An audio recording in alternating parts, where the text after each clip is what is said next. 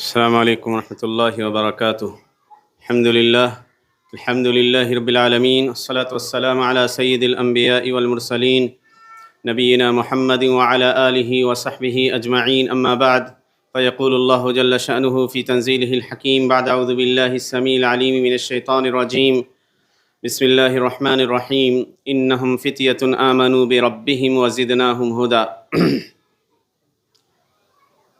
محترم سامعین، انتہائی مفید اور نفع بخش مجالس میں سے ایک مجلس میں ہم اور آپ آج جمع ہیں، اور یقیناً یہ چھوٹی چھوٹی مجلسیں قوموں کی بیداری اور معاشرے کی اصلاح میں اہم کردار ادا کرتی ہیں۔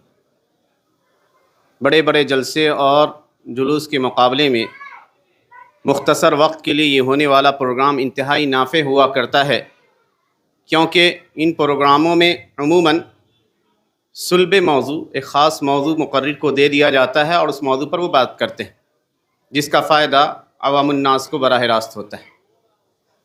بہرحال قابل مبارکباد ہیں وہ نوجوان جنہوں نے اس سے پہلے بھی کئی سالوں سے یہاں پر وہ پروگرام کراتے رہے ہیں، شیخ کے آنے کی مناسبت سے یا دیگر مشائخ کو بلاتے رہے ہیں۔ بہرحال آج کے اس پروگرام میں انہوں نے جس موضوع پر مجھے لب کشائی کرنے کو کہا ہے وہ ہے موجودہ دور میں نوجوانوں کی مصروفیات اور ان کی شرعی رہنمائی۔ نوجوان کسی بھی قوم کا سرمایہ ہوا کرتے ہیں، بلکہ کہہ دیجئے کسی امت کی گاڑی کا وہ ایندھن ہوا کرتے ہیں۔ اگر وہ نہ ہو تو امت کی رفتار ٹھہر سی جائے۔ اسی لیے آپ دیکھیے گا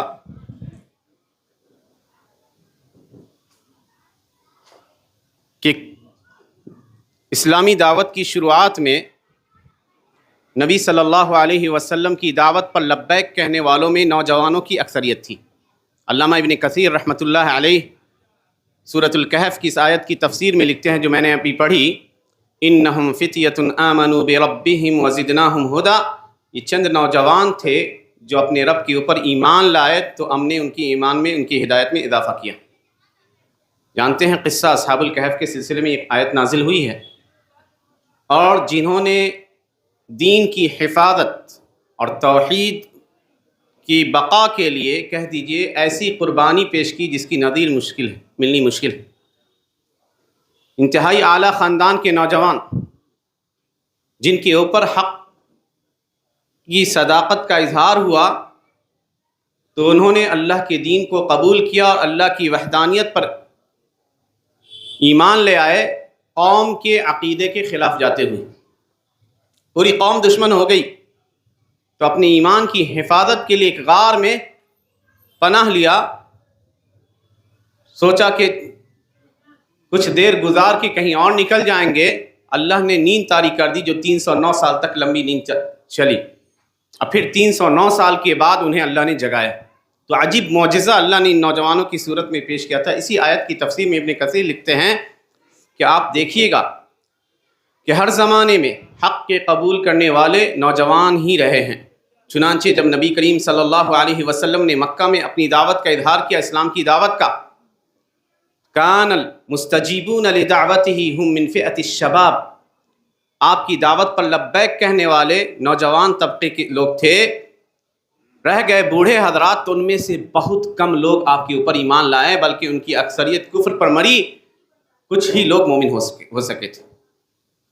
آپ دیکھ جائیے کہ عشرہ مبشرہ میں سے جو بھی صحابی ہیں، چاہے حضرت عمر بن خطاب ہیں 27 سال کی عمر میں اسلام لائے، حضرت علی 10 سال مشہور ہے واقع، حضرت عثمان 34، حضرت ابو بکر 30 کے آس پاس، ابو عبیدہ 25 کے آس پاس، یعنی جتنے بھی بڑے صحابی ہیں عشرہ مبشرہ میں، ان میں سے سب تقریباً 37 سال سے کم تھے۔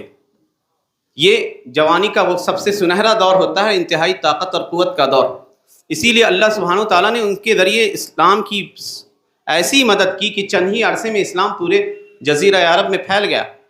مصعب بن عمیر رضی اللہ عنہ جو اشد الناس یا اکثر الناس مشابہۃ برسول اللہ صلی اللہ علیہ وسلم، نبی صلی اللہ علیہ وسلم سے حد درجہ مشابہ شخص صحابہ میں شکلاً و شباہتاً کوئی تھے تو مصعب بن عمیر تھے۔ انتہائی اعلیٰ خاندان کے صحابی، مکہ میں کہتے تھے کہ نوجوانوں کے بیچ مشہور تھے اعطر اہل مکہ، مکہ میں کوئی شخص سب سے زیادہ خوشبو اور مہنگی خوشبو کا استعمال کرتا تھا تو وہ مصعب بن عمیر رضی اللہ عنہ تھے۔ انتہائی اعلیٰ قسم کے کپڑے پہنے کرتے تھے، ایمان لائے، ماں نے سب چھین لیا، حتیٰ کہ ایک وقت ایسا بھی گزرا کہ نبی صلی اللہ علیہ وسلم کے پاس آئے تو ایک کمبل جسم پہ ڈال رکھا تھا اور کانٹے کو بٹن کی صورت میں استعمال کیا تھا کہ تاکہ سطر پوشی ہو سکے۔ جب احد کی جنگ میں شہید ہوئے تو افواہ پھیلا دی کفار نے کہ اللہ کے نبی صلی اللہ علیہ وسلم کو نعوذ باللہ انہوں نے شہید کر دیا، کیونکہ نبی صلی اللہ علیہ وسلم سے مشابہ تھے وہ۔ جب ان کو دفنانے کا موقع آیا تو سر کو ڈھکا جاتا تو پاؤں کھل جاتا، پاؤں کو ڈھکا جاتا سر کھل جاتا۔ اللہ کے نبی صلی اللہ علیہ وسلم نے ان کی لاش کو ایک طرح سے لیا اور آپ کی آنکھوں سے آنسو جاری تھے اور کہا کہ میں نے عمیر کو مصعب کو مکے میں دیکھا تھا، بڑی شان و شوکت کا نوجوان تھا، چنانچہ ان کے سر کو ڈھک دیا گیا اور پاؤں کے اوپر گھاس ڈال دیا گیا۔ تو نوجوان طبقہ ہر زمانے میں حق کے قبول کرنے میں سب سے آگے رہا، اور اسی لیے آپ دیکھیے گا کہ نبی کریم صلی اللہ علیہ وسلم نے بھی اپنی توجیہات اور رہنمائی کے لیے جو سب سے زیادہ جس طبقے کا خیال کیا وہ نوجوانوں کا طبقہ تھا۔ آپ کے ساتھ جب صحابہ ہوتے تو آپ ان کی تعلیم و تربیت کا اہتمام کرتے، جیسے کہ میں نے کئی بار یہ روایتیں ذکر کی ہیں، جندب بن عبداللہ البجلی رضی اللہ عنہ کی روایت، کننا مع النبی صلی اللہ علیہ وسلم ونحن فتیان حزاورہ، ہم نبی صلی اللہ علیہ وسلم کے ساتھ رہتے تھے، ہم ینگ نوجوان تھے، آپ سے ایمان سیکھتے، قرآن سیکھنے سے پہلے، پھر قرآن سیکھا تو ہمارے ایمان میں اضافہ ہوتا چلا گیا۔ تو یہ بھی ایک طریقہ اور میتھڈ صحابہ نے دیا کہ قرآن سیکھنے سے پہلے ایمان سیکھا جائے، یہ نوجوان صحابہ کا طریقہ تھا، تاکہ قرآن کے مفاہیم و معانی کو صحیح طریقے سے اور صحیح اصولوں کے مطابق سیکھا جا سکے۔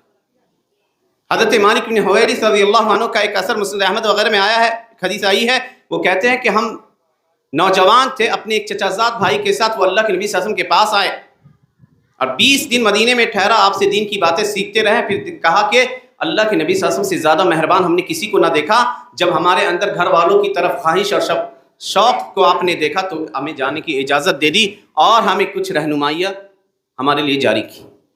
وہ صحابہ کرام، مسند احمد کی حدیث ہے عبداللہ بن عمر اور حضرت انس وغیرہ کی کہ 70 صحابہ تھے جو نوجوان طبقہ کے تھے، جو مسجد نبوی میں رہا کرتے تھے، جن کو ہم اصحاب صفہ کہتے ہیں۔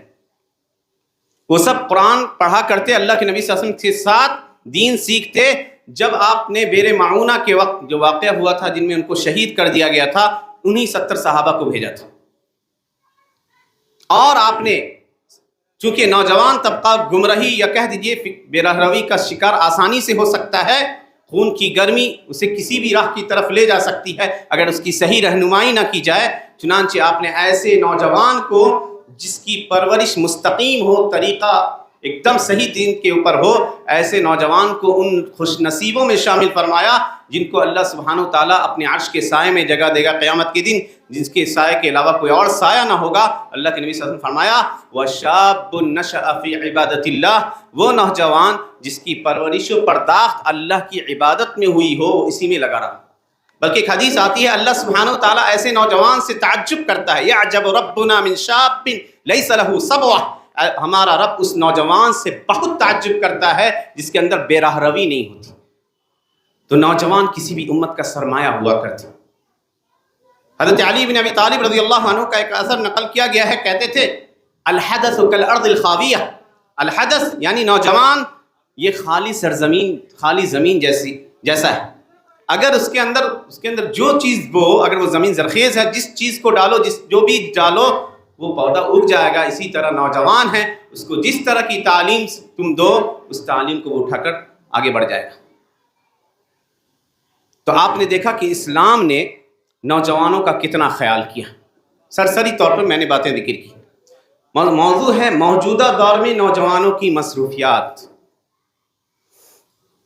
اور مصروفیات کہہ دیجیے تو کچھ چیزیں میں پوائنٹ کی شکل میں خاص طور سے موجودہ دور میں کچھ فتنے، کچھ چیزیں جو آج کے زمانے میں نوجوان طبقوں میں زیادہ ہیں، ان کا تذکرہ کروں گا، شاید کے لیے وقت چھوڑوں گا۔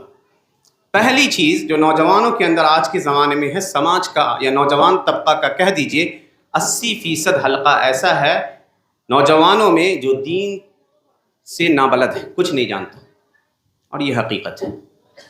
بڑی تلخ حقیقت ہے کہ وہ دین نہیں جانتے۔ الحمدللہ یہ بڑی نعمت کہہ دیجئے کہ جو نوجوان کتاب و سنت کے مطابق یا ایسے علاقوں میں ہیں یا ایسے حلقوں میں ہیں جہاں کتاب و سنت کی باتیں ہوتی ہیں تو الحمدللہ کچھ خیر ہے، لیکن امت کا بیشتر طبقہ خاص طور کہہ دیجئے خاص طور سے یونیورسٹیوں اور کالجوں میں پڑھنے والا، وہ کہہ دیجئے دین سے نابلد ہے، اور دین سے نابلد یا ناواقفیت کی سطح اتنی گہری ہے کہ شرک اور توحید کیا ہے، اللہ اور اس کے رسول کے حقوق کیا ہیں، عبادات تو چھوڑ دیجیے، ان سے بھی ناواقف ہیں۔ آپ چلے جائیے پٹنہ میں، کوئٹہ میں، جو بڑے بڑے تعلیمی ادارے جہاں ہیں، لوگ بیان کرتے ہیں عجیب مایوس کن صورتحال۔ وہ ہفتہ میں شاید ایک جمعہ بھی پڑھ لیں اپنے آپ کو مسلم ثابت کرنے کے لیے تو ان کو لگتا ہے کہ ہم نے بہت کچھ کر دیا۔ یہ اعراض کہلاتا ہے، یہ عمل کہ دین کو نہ سیکھا جائے، دین کو سیکھنے کی کوشش بھی نہ ہو، جہاں دین کی باتیں ہو رہی ہیں ان سے دوری اختیار کی جائے، اس کو علماء تعبیر بیان کرتے ہیں الاعراض عن دین اللہ۔ یہ نواقض الاسلام میں سے ہے۔ شیخ الاسلام محمد بن عبد الوہاب رحمۃ اللہ علیہ کی پتلی سی کتاب ہے، چند 2 صفحے کی، نواقض الاسلام۔ اس میں سے ایک قاعدہ، وہ ایک ناقض یہ بھی ذکر کرتے ہیں الاعراض عن دین اللہ لا يتعلمہ ولا يعمل بہ۔ اللہ کے دین سے کوئی شخص منہ موڑ لے، نہ سیکھنے کی کوشش کرے، اور اگر کچھ جانتا بھی ہے تو ایک دم مطلق عمل نہ کرے، کہا یہ اسلام سے اس کو نکال دیتا ہے۔ یہ اعراض 2 طرح کا ہوا کرتا ہے، ایک تو ہے کہ مطلق وہ دین کو کچھ نہیں جانتا، اس کی پوری زندگی ایسی سوسائٹی میں گزری جہاں کہہ دیجئے اسلام کے خلاف جو بھی چیزیں ہیں، چاہے وہ شرکیہ اعمال و عقائد ہوں، ان میں وہ بہت خوشی کے ساتھ شریک ہوتا ہے، خود کو سیکولر اور اپنے آپ کو کہہ دیجئے بہت روشن خیال کا ظاہر کرنے کے لیے وہ ہر طرح کے پروگرام میں جائے گا، صرف اس کو بیر ہے تو مسلمانوں سے بیر ہے۔ تو اگر ایسا ہے وہ، تو سمجھیے کہ ایسا شخص اسلام سے خارج ہے، کفر مخرج من الملہ۔ اللہ کہتا ومن اظلم ممن ذکر بآیات ربہ فاعرض عنہا انا من المجرمین منتقمون۔ اس شخص سے بڑھ کر بڑا ظالم کون ہوگا جس کو اس کے رب کی آیتوں کے ذریعے نصیحت کی جاتی ہے تو وہ اس سے منہ موڑ لیتا ہے۔ ہم مجرموں سے انتقام لینے والے ہیں۔ ایسے لوگوں پر اللہ نے کہا کہ ہم ان کی زندگی کو تنگ کر دیتے ہیں، خوشیاں بظاہر وہ بڑے مال و دولت کے مالک ہوں گے، زندگی میں سکون و اطمینان اور سعادت سے محروم ہوتے ہیں۔ ومن اعرض عن ذکری فان له معیشۃ ضنکا ونحشره یوم القیامۃ اعمی قال رب لم حشرتنی اعمی وقد كنت بصیرا قال كذلك اتتك آیاتنا فنسیتها وكذلك اليوم تنسى۔ کہ جو ہمارے ذکر سے، ہمارے دین سے اعراض کرتا ہے، اس کی زندگی کو ہم تنگ بنا دیتے ہیں، خوشیاں ناپید ہو جاتی ہیں۔ بظاہر وہ دکھے گا آپ کو کہ بڑا پیسے والا ہے، بڑی شان و شوکت ہے، اندر سے کھوکھلا ہو جاتا ہے وہ شخص۔ اللہ نے کہا قیامت کے دن اندھا بنا کے اٹھائیں گے، کہا جائے گا، وہ کہے گا کہ رب میں تو بڑا دیکھنے والا تھا، کیوں ایسا کیا آپ نے؟ تو کہا جائے گا کذالک اتتک آیاتنا، ہماری آیتیں تم تک آتی تھیں، فنسیتھا، تم نے اسے بھلا دیا، ایسے ہی آج کے دن تم بھلا دیے جاؤ گے۔ بلکہ یہ عمل اگر کسی سوسائٹی اور پوری قوم کے اندر پائی جائے یہ صفت کہ وہ پوری کی پوری قوم دین سے ایک دم دور ہو چلی جائے، تو پوری قوم عذاب الہی کا شکار ہو سکتی ہے۔ اللہ نے قوم سبا کے بارے میں سورہ سبا میں کہا فَأَعْرَضُوا فَأَرْسَلْنَا عَلَيْهِمْ سَيْلَ الْعَرِمِ وَبَدَّلْنَاهُمْ بِجَنَّتَيْهِمْ جَنَّتَيْنِ ذَوَاتَيْ أُكُلٍ خَمْطٍ وَأَثْلٍ وَشَيْءٍ مِّن سِدْرٍ قَلِيلٍ۔ انہوں نے اللہ کے دین سے منہ موڑ لیا تو ہم نے ان کے اوپر جو باندھ تھا سیلاب کے بند کھول دیے، پوری کی طرح اللہ نے پوری طرح انہیں برباد کر دیا۔ قوم ثمود کو کہا فَأَعْرَضُوا فَأَرْسَلْنَا عَلَيْهِمْ صَاعِقَةً، انہوں نے اعراض کیا تو ہم نے ان کے اوپر چیخ بھیجی۔ گویا اگر کوئی امت، کوئی قوم، کوئی جماعت پوری طرح اگر دین سے دور ہو جائے تو وہ عذاب الہی کو دعوت دیتی ہے۔ کتنا خطرناک عمل ہے کہ دین سے مطلق انسان دور ہو جائے۔ یہ ایک صورت ہوئی جس کو ہم نے کہا کہ علماء نے کہا کہ ایسا شخص جو دین سے ایک دم نابلد ہے، عقائد سے بھی نابلد ہے، عبادات چھوڑ دیجئے، تو یہ کہا کہ یہ دین سے نکل چکا ہوتا ہے۔ دوسری قسم اس کی کہتے ہیں جس کو معصیت اور فسق سے علماء نے تعبیر کیا ہے کہ دین تھوڑی بہت جانتا ہے، کبھی کبھی نماز روزہ کر لیتا ہے، تو کہا یہ گناہ اور فسق و فجور میں مبتلا شخص ہے۔ یہ پہلی چیز جو آج کے مسلم نوجوانوں میں دیکھی جاتی ہے کہ وہ دین سے دور نظر آ رہے ہیں۔ دوسری چیز، اور وہ سب سے بڑی مصیبت ہے، سوشل میڈیا اور جدید ٹیکنالوجی کا بہت زیادہ استعمال، اور اس پہ میں کچھ دیر آپ سے گفتگو کرنا چاہتا ہوں، کیونکہ یہ ابھی اس زمانے کے طامۃ الکبریٰ ہے، سب سے بڑے مسائل میں سے ایک مسئلہ آج کے زمانے میں کئی ناحیے سے کہہ دیجئے یہ جدید ٹیکنالوجی۔ اس کے نقصانات کو آپ دیکھ جائیے، خاص طور سے نوجوان طبقہ کن کن چیزوں میں مصروف نظر آتا ہے۔ سوشل میڈیا جن لوگوں نے بنایا ہے، چاہے آپ ایلن مسک کو لے لیجیے جو ٹویٹر یا ایکس کا خریدار بنا بعد میں، یا پھر یوٹیوب کا جو سی او ہے نیل موہن، یا بل ریڈی پنٹریسٹ کا، یا جتنے لوگ ہیں آپ ان کی سب کو دیکھ جائیے، وہ اپنے بچوں پہ انتہائی سختی برتتے ہیں کہ اس طرح کی چیزوں کا استعمال سے دور رکھیں، بلکہ بہت سارے نے تو انٹرنیٹ کا استعمال بین کر رکھا ہے۔ بل گیٹس کہتا ہے کہ ہم اپنے بچوں کے لیے ریسٹرکشن انتہائی سختی کے ساتھ انہیں روکتے ہیں کہ وہ مخصوص اوقات کے علاوہ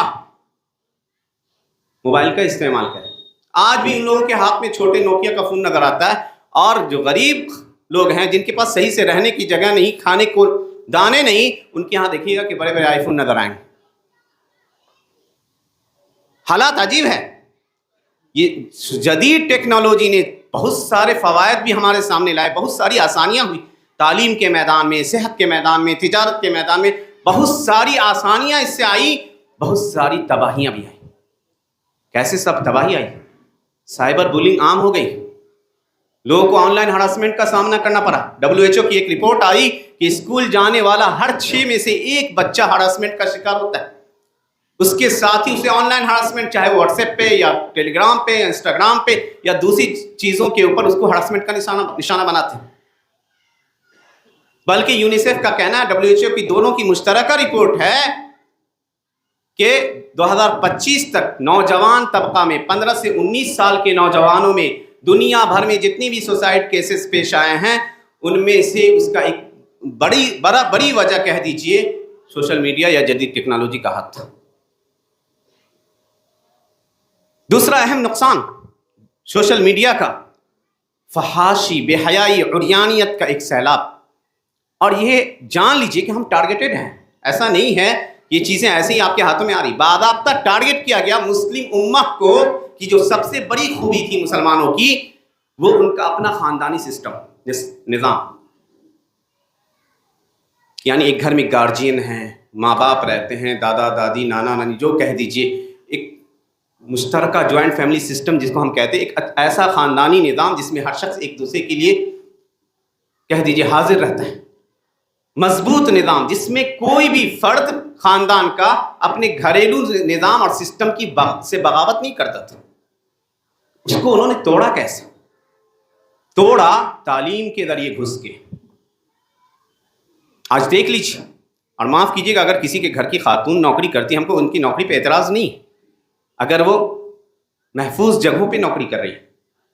خواتین میں تعلیم کے نام پر انہوں نے مسلم خاندانی نظام کو توڑنے کا پلان بنایا، اور اس کی فنڈنگ باضابطہ تقریباً 2012 کے آس پاس میں بل گیٹس کی جو NGO ہے اس نے کیا تھا، بہار میں بھی نتیش کے زمانے میں، اسی زمانے میں باضابطہ نوجوان جو مرد تب حضرات گھر میں بیٹھے ہیں، ان کی فیملیز نوکری کر رہی ہیں۔ ہر گھر سے یہ کہانی عام ہو رہی ہے کہ کوئی لڑکی اپنے ٹیچر کے ساتھ، کوئی لڑکا کسی غیر مسلم لڑکی کے ساتھ بھاگ رہا ہے، گویا کہ لگ رہا کہ سماج ایک ایک کر کے ٹوٹتا چلا جا رہا ہے۔ اتنا زیادہ کہہ دیجیے بلائنڈ فیتھ ہے گارجین کا اپنے بچوں پہ کہ میرا بچہ برا ہو ہی نہیں سکتا، تو کل ہو کر سماج میں کوئی چچا، کوئی رشتہ دار جو ٹوکتا تھا کہ اے بچے تم کہاں جا رہے ہو، کیا کر رہے ہو، ٹوکنے کا سلسلہ اب ختم ہو گیا۔ کوئی ٹوک دے تو اس کا گارجین جا کے اس سے لڑتا کہ آپ کون ہوتے ہیں ہمارے بچے کو کہنے والی، یہ حالت ہے۔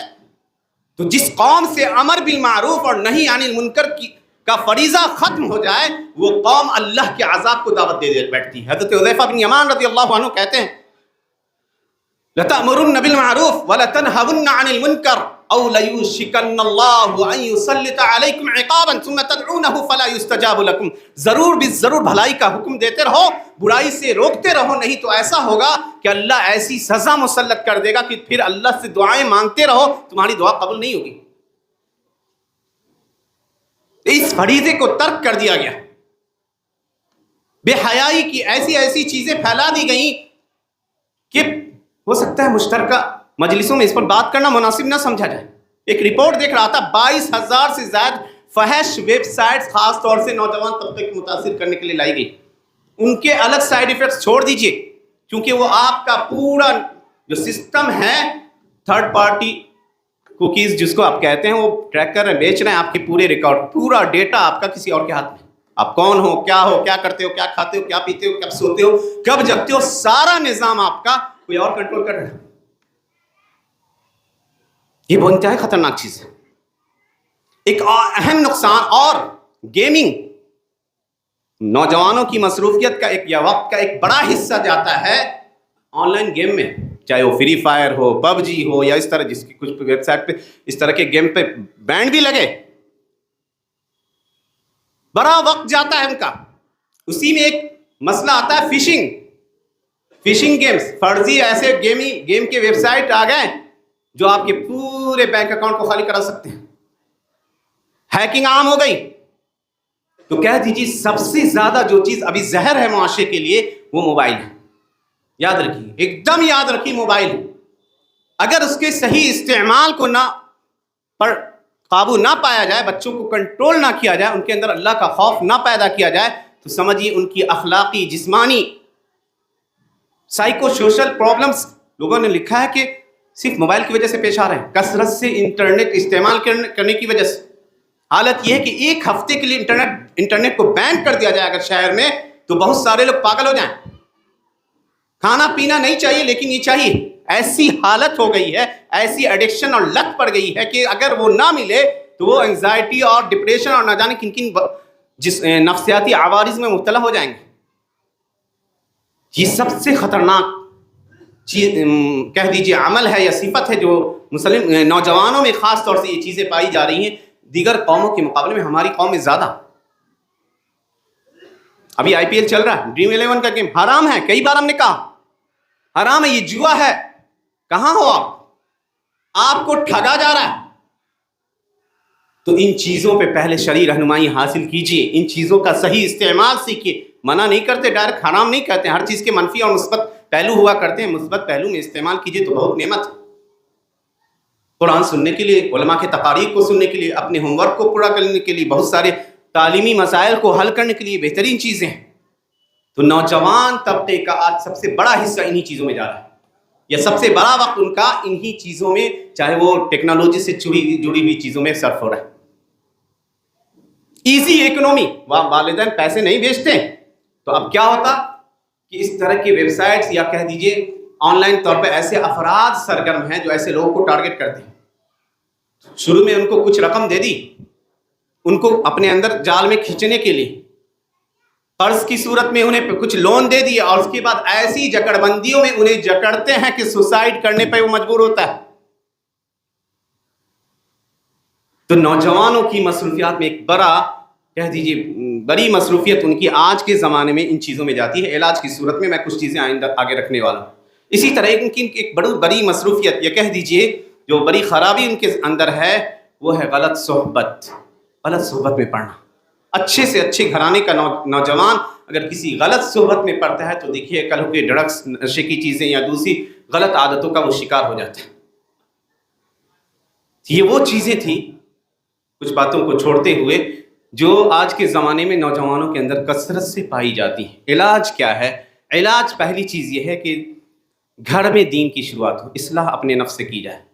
کمیاں ہو سکتی ہیں اور انسان خطا کار ہے. اللہ کے نبی صلی اللہ علیہ وسلم کہا کل بنی آدم خطا وخیر الخطائین التوابون. ہر انسان خطا کار ہے اور بہترین ان میں سے وہ لوگ خطا کار وہ لوگ ہیں جو اللہ کی طرف پلٹے. تو ایک روڈ میپ بنایا جائے. پہلی چیز نمازوں کے ذریعے، نماز یا مسجد کہہ دیجئے بہترین سینٹر. اگر اپنے آپ کو مسجد میں محصور کرو گے تو بہت ساری برائیوں سے آپ بچا لو اپنے آپ کو. تو مسجد سے جڑیے. ایک ایسی تنظیم ہے, مسجد کہہ دیجیے سینٹر ہے, دین اور دنیا دونوں کی بھلائی کا مرکز ہے. تو اگر آپ مسجد سے خود کو جوڑ لیتے ہیں, چاہے وہ دروس کے ذریعے مسجد کے انتظامات کو آپ دیکھ رہے ہیں, نمازوں میں حاضری ہو رہی ہے, 15 منٹ قرآن پڑھنے کا ایک وقفہ رکھیے کہ 15 منٹ کم سے کم ہمیں قرآن پڑھنا ہے, آپ کی زندگی میں برکتیں دکھنے شروع ہو جائیں. بغیر مانگے اللہ سبحانہ و تعالیٰ آپ کو دے گا. منسا اللہ کے نبی صلی اللہ علیہ وسلم فرمایا, اللہ سبحانہ و تعالیٰ کہتا ہے من شغلہ القرآن عن ذکری اعطیتہ اکثر ما اعطی السائلین, جس کو قرآن نے مانگنے سے مجھے مشغول کر دیا, مانگنے والوں سے زیادہ میں اسے دوں گا. تعلیم پر دھیان ہو, آپ کی صبح سے آپ کے پاس ایک روٹین ہو, لسٹ ہو کہ ہمیں کیا کیا کرنے ہیں. نوجوان طبقہ کو اس کا خیال رکھنا چاہیے. نو فون, ایک وقت مقرر کر لیجئے کہ عشاء کے بعد 10 بجے کے 9 بجے کے بعد کوئی فون یوز نہیں کریں گے. کچھ چیزیں اگر اپنائی جائے مثبت طور پہ تو انشاءاللہ سماج میں مثبت تبدیلی اور نوجوانوں میں مثبت تبدیلی دیکھنے کو ملے گی. ایک حدیث ہے اور عظیم حدیث ہے, مختصراً میں اس کی شرح کروں گا. حدیث ابن عباس رضی اللہ عنہما, عبداللہ بن عباس رضی اللہ عنہما کی ایک شاندار حدیث ترمذی شریف کے اندر آئی ہے اور کئی بار آپ نے وہ حدیث سنی ہوگی.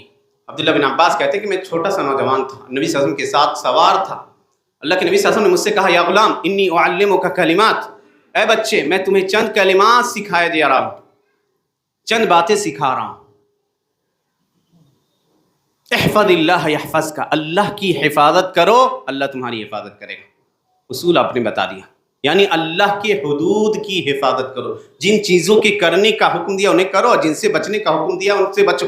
ابن رجب الحنبلی رحمۃ اللہ علیہ لکھتے ہیں جامع العلوم والحکم کے اندر کہ بندہ جتنا اللہ کی حدود کی حفاظت کرے گا اللہ اتنا ہی اس کی حفاظت کرے گا.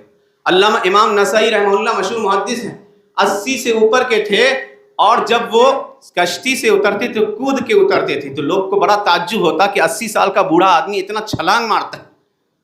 تو ان سے پوچھا کسی نے, کہا هذه الجوارح حفظناها فی شبابنا, ان اعضاء اور جوارح کو ہم نے اپنی نوجوانی میں حفاظت کی, غلط چیزوں میں نہیں پڑنے دیا, تو اللہ نے ان کی حفاظت ہماری بڑھاپے میں کی.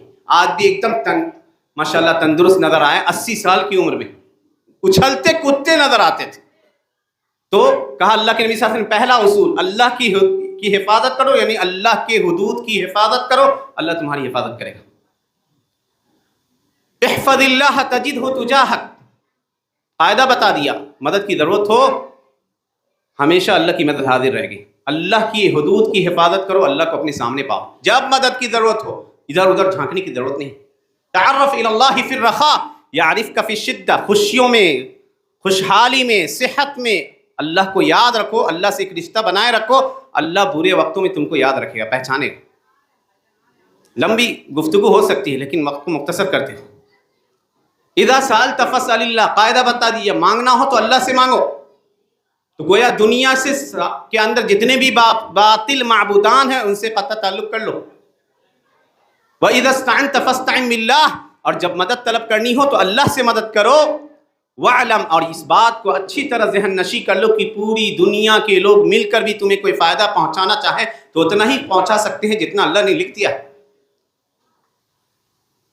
اور وہ سب مل کر تمہیں نقصان پہنچانا چاہے تو اتنا ہی نقصان پہنچا سکتے ہیں جتنا اللہ نے لکھ دیا ہے تقدیر میں. تقدیر لکھی جا چکی ہے. رفعت الاقلام وجفت الصحف, قلمیں اٹھا لی گئیں, یہ صحیفے خشک ہو گئے. بڑی عظیم حدیث ہے اور اس کے ہر پہلو پہ تفصیل سے گفتگو کا انشاءاللہ کبھی موقع آئے گا, یا آپ نے کئی بار سنا ہے مشائخ سے. بہرحال اس حدیث کو سامنے رکھا جائے, عقیدے کی مکمل وضاحت و برا اور ولا کے معاملے کو کلیئر کیا جائے. اچھے دوستوں کی صحبت اختیار کی, یہ سب سے بڑی نعمت اگر کسی انسان کو دنیا کے اندر میسر ہے, اور خاص طور سے نوجوان ہے, تو کہ ایک اچھا دوست. اللہ کے نبی صلی اللہ علیہ وسلم فرمایا, ترمذی ابو داؤد کی مشہور حدیث ہے, المرء علی دین خلیلہ فلینظر احدکم من یخالل, انسان اپنے دوست کے دین پر ہوتا ہے تو اسے چاہیے کہ دیکھ لے کہ کس کو دوست بنا رہا ہے. آپ پہچانے جائیے گا اپنے دوست سے. لا تسأل عن المرء وسل عن قرینہ فإن القرین بالمقارن یقتدی, کسی انسان کے بارے میں پوچھنا چاہتے ہو تو ڈائریکٹ اس کے بارے میں مت پوچھو, پوچھو کہ وہ کس کے ساتھ رہتا ہے, اس کا اٹھنا بیٹھنا کن لوگوں کے ساتھ ہے, اس سے تم اس کی نفسیات کو, اس کی صفات کو پہچان لو. آپ نے فرمایا مثل الجلیس الصالح و مثل الجلیس السوء کہ نیک اور برے دوست کی مثال ویسی ہی ہے جیسے عطر بیچنے والے یا بھٹی کے اندر پھونکنے والے شخص کی ہے۔ آپ عطر فروش کے ساتھ رہیے گا، یا تو اس کی خوشبو محسوس کیجیے گا یا اس سے خریدیے گا، اور اگر کسی آگ کی بھٹی سلگانے والے کے پاس رہیے گا تو آپ کے کپڑے جلا دے گا، یا نہیں کم سے کم اس کے دھوئیں لگیں گے۔ تو اچھے دوستوں کی صحبت اختیار کیجیے، سیرت کا مطالعہ کیجیے۔ وہ نوجوان ہی تھے جنہوں نے امت کی رہنمائی کی۔ 17 سال کا نوجوان اسلام کو اس ملک میں لے آیا الحمدللہ اللہ کے فضل سے۔ سن 94-95 ہجری میں محمد بن قاسم، 17 سال کیا عمر ہوتی ہے؟ بہت سارے بچے تو سنبھل نہیں پاتے اس عمر میں۔ 17 سال کے نوجوان نے کہہ دیجیے کہ آدھا علاقہ ہندوستان کا فتح کر لیا تھا۔ وہ قتیبہ بن مسلم جس نے فاتح چین، طریف بن مالک فاتح اسپین، آپ ان کی کہانی اور ان کی تاریخ اور سیرت کو پڑھیے، تب جا کے زندگی کے مقصد کو سمجھ پائیے گا کہ وہ نوجوان ہی تھے جن کے بارے میں اقبال نے کہا ہے عقابی روح جب بیدار ہوتی ہے زمانے میں، نظر آتی ہے ان کو اپنی منزل آسمانوں میں۔ وہ چند نوجوان تھے جن کے ذریعے اللہ نے اس دین کی مدد کی۔ تو آپ ان خوش نصیبوں میں سے بنیے جن کی دنیا اور آخرت جن کی دنیا اور آخرت اللہ نے کے اندر اللہ نے سعادت لکھ دی ہے۔ زندگی اللہ کی رضا کے مطابق گزارنے کی کوشش کی جائے، اگر کہیں پہ قدم پھسلے پھر اللہ کی طرف رجوع کیا جائے۔ اللہ سبحانہ وتعالیٰ ایسے بندے سے محبت کرتا ہے۔ قل یا عبادی الذین اسرفوا علی انفسہم لا تقنطوا من رحمت اللہ ان اللہ یغفر الذنوب جميعا، کہہ دیجیے میرے ان بندوں سے جنہوں نے اپنے آپ پر ظلم کیا کہ اللہ کی رحمت سے مایوس نہ ہو جاؤ، اللہ سارے گناہوں کو بخش دیتا ہے۔ اگر کوئی معاملہ ہو بھی تو چھپائیے اسے، لوگوں کو بیان مت کیجیے، اللہ اور اپنے بیچ رکھیے، اللہ ان کو مٹا دے گا۔ بہرحال وقت کی تنگی کی وجہ سے میں اپنی بات مکمل نہیں کروں گا، انہی باتوں پر میں اپنی بات مکمل کرتے ہوئے فضیلت الشیخ کے لیے راستہ ہموار کرتا ہوں۔ اللہ سبحانہ تعالیٰ سے دعا ہے کہ اللہ سبحانہ تعالیٰ ہمارے سماج کی اصلاح فرمائے، ہمارے نوجوانوں کی اصلاح فرمائے، اور انہیں امت کے لیے بیش قیمتی اور امت کے لیے فائدہ مند بنائے۔ آمین و آخر دعوانا الحمدللہ رب العالمین۔ السلام علیکم ورحمۃ اللہ۔